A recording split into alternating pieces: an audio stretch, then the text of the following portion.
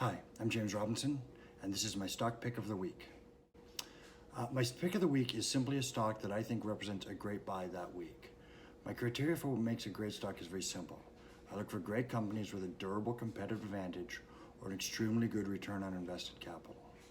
Only after I find companies that qualify under that criteria do I look at the stock price to see if they are fairly priced.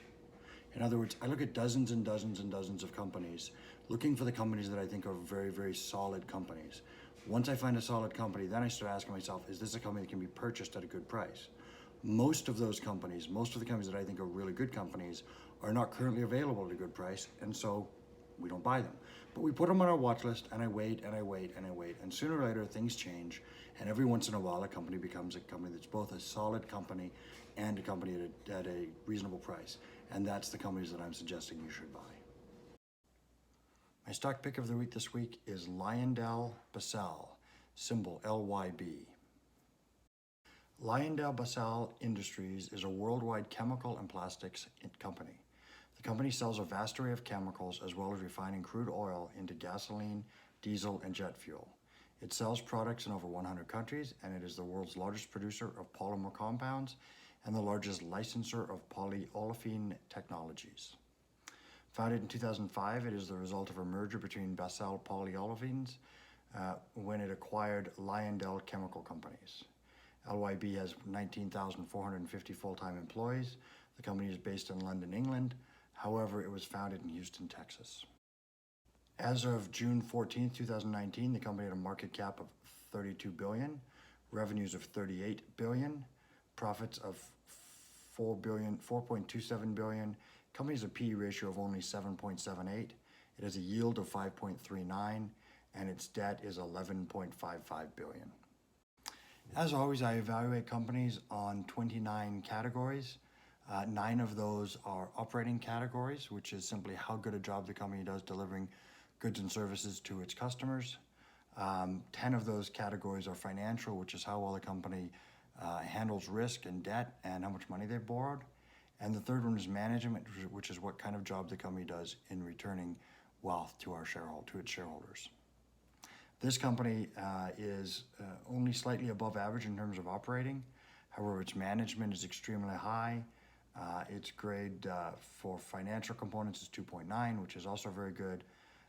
Just to be clear, I grade every category in a rating of 1 through 4, 4 being the highest, 1 being the lowest. Any company that has a 3.0 or higher is highly investable, in my opinion. Total GPA for Lyondellbasell is 2.97. It's in the top 16 or 17% of companies that I look at. However, what I really like is that it has a very solid dividend and that it's trading at 7 times earnings. I think the stock's been beat up, and so even though it's only slightly below what I would call a highly investable company, I really think the company's a solid investment at this price. I think it's worth noting that this company has a few areas where it's pretty weak.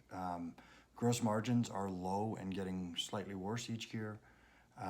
Total plant and equipment to assets is also very low. The company just needs a lot of factories to make its chemicals, and the debt is sort of not stabilized. So those are the 3 areas that I'm most concerned with about this company. If any of those things were a little bit higher, this company would be a no-brainer buy. So I've looked at it closely, and I'm willing to overlook those things because there's so many other strong points about the company. So here you can see the gross margin that I talked about. Now I have a minimum gross margin of about 20%, and you can see that for the last 2 years the company has fallen below that, and in fact has been below that 20% for most of its history. However, when you see the profits and other stats about this company, you'll see why I've been willing to overlook this, because I recognize that not every industry is a great industry in terms of generating gross margins, and sometimes you have to look at more than the most simplified things. So here you can see the earnings and the earnings per share. So the earnings for the company since about 2010 have gone up pretty much every year. They've gone up from just under $3 billion a year in earnings to almost $4.5 billion of earnings. That's a 50% increase in 8 or 10 years. But more importantly, when you look at the earnings per diluted share, you see that it's gone up very dramatically. That's because the company's been buying back so many shares. So in addition to having the profits go up, the company's buying back shares, and that really does create fantastic returns for us, the investors. Net earnings as a percentage of revenue here you can see this company's in the top 25%. So even though their gross margins are unacceptable and they're low, they do manage to make it up in the way they run their business outside of cost of goods sold and revenues minus cost of goods sold.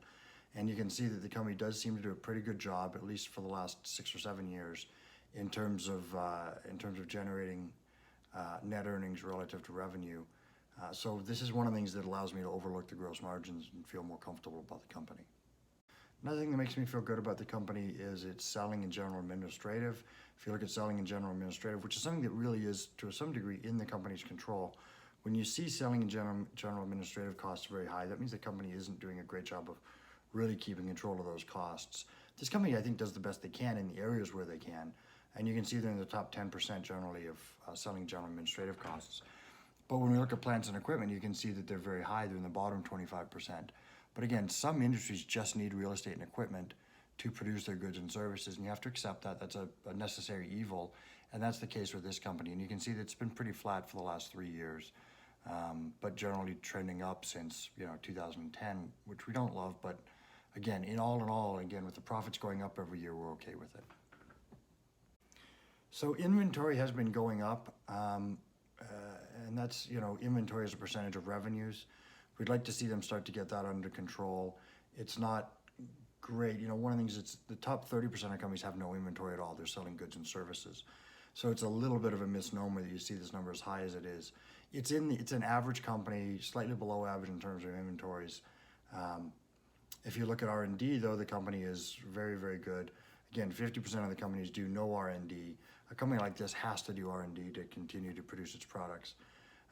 But I think that these numbers, all in all, understanding the type of business this is, aren't out of whack. So here you see total interest expense.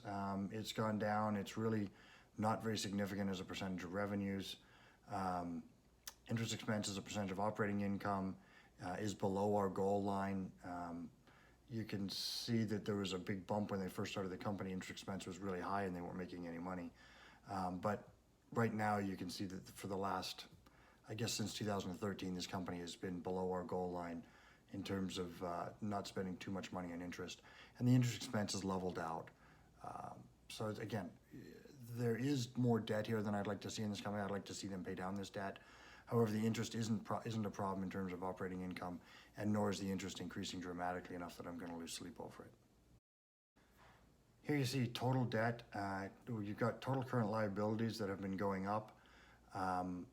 Again, we're not really bothered with the total current liabilities going up for the last 4 years. The profits have been going up, and as a company grows, it tends to take on more current liabilities. And if you look at the total long-term debt, you see that for the last 2 years, it's been relatively flat and actually down a little bit last year versus this year. So it looks like they're starting to get their borrowing under control. It went up actually from 2011 through 2016. For about 5 years, it went up every year. It seems to have leveled off, seems to have controlled itself. It looks like the total debt is continuing to go up, but that's because the total current liabilities, which are really, in my opinion, a function of increased production, have been going up. So long story short, long-term debt looks like it's getting under control. Liabilities seem like they're going up in a sensible way. So even though total long-term debt is going up, I'd like to think that number will change as we can pay off more of the debt each year. One of the things that I like to look at when I'm looking at debt is how many years income would it take to pay off our debt. I don't like to have to pay more than about 3.5 or 4 years worth of income to pay off the debt. And if the number stays below that number, then I start looking at like debt is a necessary evil, and it's not something that's likely to swamp this company. And you can see they've never really had a problem where the debt has been too high relative to the number of years it would take to pay it off, which is one of the things that gives me a sense of calm, even though this company has $11 billion worth of debt. Another way of looking at the same problem is minimum interest coverage ratio. Is the interest coverage ratio. What this really means is how many times the interest that they have to pay do they make in earnings. So you can see that in 2015, for example, they had 20 times in earnings the money they needed to pay off their interest. So interest was 5% of their earnings. That's a fantastic number. Even here at north of 10 or 15 times earnings, where it's been the last couple of years, it's still very, very solid. Interest is a relatively insignificant part of this company's expenses in terms of creating a risk to the ongoing operation. Cash equivalents, and marketable securities. I look at this in three ways. First of all, the more more cash the company has on the books, the less efficient they're being in terms of returning money to the shareholders. So I like to see that number being controlled. Secondly, though, I do like to see that that number is large enough to cover its current liabilities. So in general, this looks like the company doesn't have a lot of cash on hand, but its earnings are stable. And one of the reasons that it has been reducing cash is not because it's hemorrhaging money, but because they've been buying back shares and they pay dividends. So we're going to talk more about that in other slides. And it's one of those cases where you look at this slide and you have to look at it in the context of a series of other slides to decide whether it's a bad sign this company is hemorrhaging money or a good sign this company is returning money to the shareholders. And in this case, it's a good slide because I know the company is returning money to the shareholders. So current assets, which a large part of current assets is cash and marketable securities, as related to current liabilities, you can see current liabilities have been pretty flat since 2010, and there's always been a nice safe buffer in current assets relative to current liabilities. Again, which leads me to believe the fact that the company's been returning money to the shareholders is not really causing any stress in terms of the company's ability to meet its short-term financial obligations. So here you see the chart of shares outstanding. 2005, the company had about 550 million shares outstanding. Today, they have about 350 million shares outstanding. So the company is doing a fantastic job of returning money to the shareholders, and they choose to be doing that through buying outstanding shares. That just means that your share of the company goes up every year, and it means that the earnings per share will increase every year. You can see that for the last 3 years, the amount of stock they have bought back has been reducing each year. I don't really like that, but the company's been paying dividends that have been increasing, and so I'm okay with it. Also, the company is buying back less shares because there are so many less shares to buy back. So all in all, I'm very happy with these slides. So let's look at the information on those charts in a slightly different way. If you'd have owned 10% of Lyondellbasell stock at the end of 2008, you would have owned about 56.4 million shares of stock. If you didn't buy or sell another share between 2008 and today, through stock repurchases, your 56.4 million shares that you had bought in 2008 would mean that your ownership in the company has gone from 10% to 14.45%. So through doing nothing on your own, the company's bought back enough shares that they've effectively bought back, almost 45% of the company, which means you'd own about 45% more of the company than you used to. Another very interesting thing to look at it is in 2008, the company lost $287 million. That's your share of the profits, your 10% share of the profits. And today, your 10% of the share of the profits would have gone to $681 million. So in effect, you've gone from owning 10% of the company to 14% of the company without investing another penny, and by the way, while earning dividends. And your share of the ownership profits would have gone from negative $287 million to a profit of $681 million over those 10 years. So long story short, it would be fantastic to have owned Lyondellbasell for the last 10 years, and it's one of the reasons why I think you might consider owning it for the next 10. So let's look at dividends. Let's ignore the fact that there's a couple of special dividends in 2011 and 2012. Starting in 2013, the company's dividends have gone up basically every year. And more importantly, the dividends per share have gone up dramatically. In 2011, you were getting about 50 cents a share. Today, you're getting almost $4 a share. And that's really the result of the fact that the company is slowly increasing their dividends, the amount of money they're spending on dividends, and they're spending that money over significantly smaller pools of stock. And so this is the kind of slide that you really love as an investor. And this is one of the reasons why I'm willing to overlook the fact that the gross margins are so small. But of course, dividends, the numbers in terms of amount being paid don't tell the whole story. We look at dividends through in context of 4 different factors. Of course, I want to know what the yield is and the growth of that yield. I want to know dividend safety in the context of earnings, dividend safety in the context of cash flow, because it's harder to hide things when you look at cash flow, and dividend safety in the context of its current debt load. So let's go through those things one at a time. The yield for the company is 5.2%, so that's excellent. The average yield for the S&P 500 is 1.92%, so almost 300% of the average market yield. More importantly, the average dividend growth over the last 5 years has been 10.4%. So it's paying 3 times the yield of the S&P 500 average company, and it's increasing the yield at 3 times the rate of inflation. This is a fantastic long-term hold if this company can continue to do this. So looking at the next slide, dividend safety in the context of earnings. So the company's current payout ratio is 33%. To put that in context, the S&P 500 payout ratio is about 40%. What that means is that this company, of its profits, is paying about 33% of its profits in dividends. The rest it's retaining and using for other purposes, one of which is buying back shares. Their average payout ratio for the last 5 years has been 38.2%, so it's always been in the same range. So again, this tells you that if the earnings were to be cut by 2/3, this company can continue to pay its dividend and meet its other obligations. So it's very, very safe and very reasonable to assume these dividends are going to continue to be paid. Dividend safety in the context of cash flow. Well, let's just look at the last year, 2018. The company had cash flow from operating activities of $5.4 billion. They had capital expenditures of $2.105 billion, which if you look at the previous years is not too out of whack. That means they had free cash flow of $3.36 billion. And they used $1.5 billion of that to pay dividends. So that's a cash flow to pay dividends. They used about 46% of their cash flow to pay dividends. And the average payout ratio for the last 5 years is 37.8. Anything under 50% is safe and secure, and we're comfortable with it. And so long story short, we don't think that dividend safety in the context of free cash flow is a problem. So the next slide is dividend safety in the context of current debt load. And what I do is I look at this and I say, okay, what would happen with a company's current level of debt if they were to increase interest rates, if the economy was to fall apart and interest rates were to increase? And they went from 4% to 5%, even to a horrible 20%, right? Which would be enough to bankrupt a lot of companies. And I say, okay, what happens to the cash flow when that happens? And what's the new adjusted cash flow? How much do they pay in dividends? And what would their dividend payout ratio be at these various interest rates? So we can figure out when interest rates get too high, when do they swamp the company and become a problem?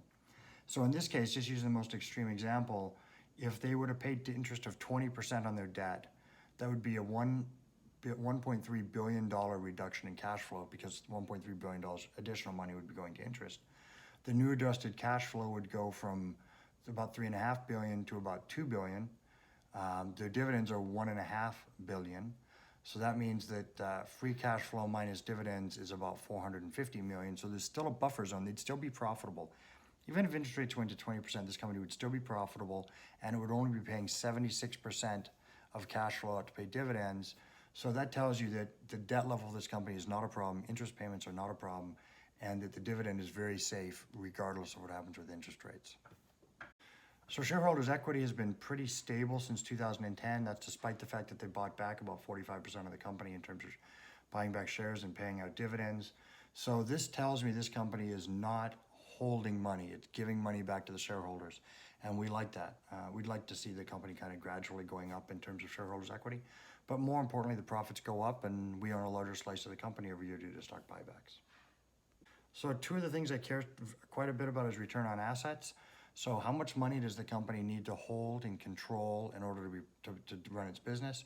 And then what kind of return are they getting for us? And you can see this company's return on assets has been in the top 10% since 2012, and it's been sort of pretty stable all that whole time. So that tells me this company, for the money, my money as an owner that it's holding, it's doing a fantastic job of returning profits back to me. The next slide, return on shareholders' equity is equally strong. It's well into the top 10%. It does a fantastic job of using equity, which is obviously assets minus debt, to return money to the shareholders. So the first question I like to ask about a company is, does it have a consumer monopoly? The company does have a consumer monopoly in some aspects.